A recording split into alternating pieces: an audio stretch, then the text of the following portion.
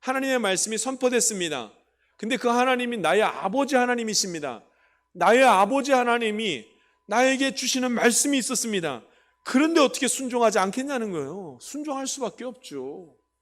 그런데 여전히 우리가 불편한 마음이 있죠. 저 여태까지 순종 잘 못했는데요. 이런 마음이 있단 말이죠. 나 순종 잘 못했는데요. 어떻게 하면 좋죠? 이 불편한 마음을 어떻게 하면 좋죠? 제가 혹시 하나님의 자녀가 아닌가요? 우리가 이렇게 생각하기도 합니다. 그런데 가만 생각해 보면 그 마지막은 내가 이렇게 하나님 앞에 불순종한 것 같고 하나님의 말씀을 잊은 것 같고 하지만 맨 마지막은 내가 하나님 앞에 순종하는 자로 이미 서 있는 것 우리가 보게 될 줄 믿습니다. 그러니까 하나님의 말씀을 대한 자는 그 말씀이 워낙 능력이 있기 때문에 그 말씀에 순종하지 않을 수가 없습니다. 무조건 순종하게 되는 겁니다. 여러분, 말씀이 선포됐더니 허다한 무리들이 믿더라. 여러분, 말씀이 선포된 곳에서는, 하나님의 말씀이 선포된 그곳에서는 허다한 무리들이 하나님의 말씀을 믿는 일이 나타나게 될 줄 믿습니다. 왜냐하면 말씀이 진짜면 그 말씀이 능력이 되어서 믿는 일이 나타나고 믿음의 순종이 나타난다는 말씀입니다. 그런데 수많은 사람들이, 허다한 무리들이 주님의 말씀이 선포될 때 믿더라 했는데 믿지 않는 자가 있는 거예요.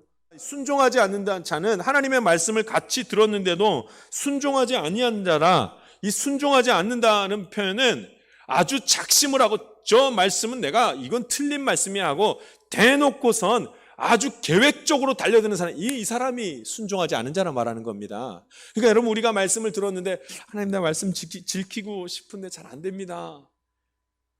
그럴 수 있습니다. 그럴 수 있습니다. 그런 사람을 불순종의 자녀라고 하는 것이 아니라 하나님이 어디 있습니까? 예수님이 죽었다가 다시 살았다는 말이 무슨 말입니까? 하면서 못된 마음을 갖는 것, 완악한 마음을 갖는 것, 이것을 보고 불순종하는 자라 말을 하는 것입니다. 참 주변이 혼란스러우니까 두 사도가 뭘 하냐면 오래 있어. 어디에 오래 있어요? 그 혼란스러운 곳에 오래 있어. 말씀을 전하고 말씀을 듣게 해서 오래 머물러 있어서 말씀을 듣는 대로 예수 믿게 하더라.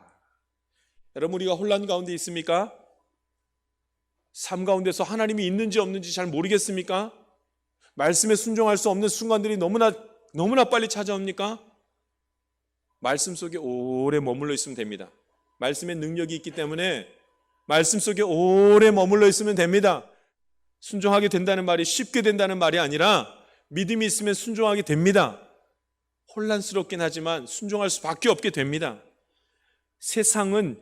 세상이 알지 못하는 일이 복음의 역사 중에는 너무나 많이 있기 때문에 혼란스러운 일이 있습니다.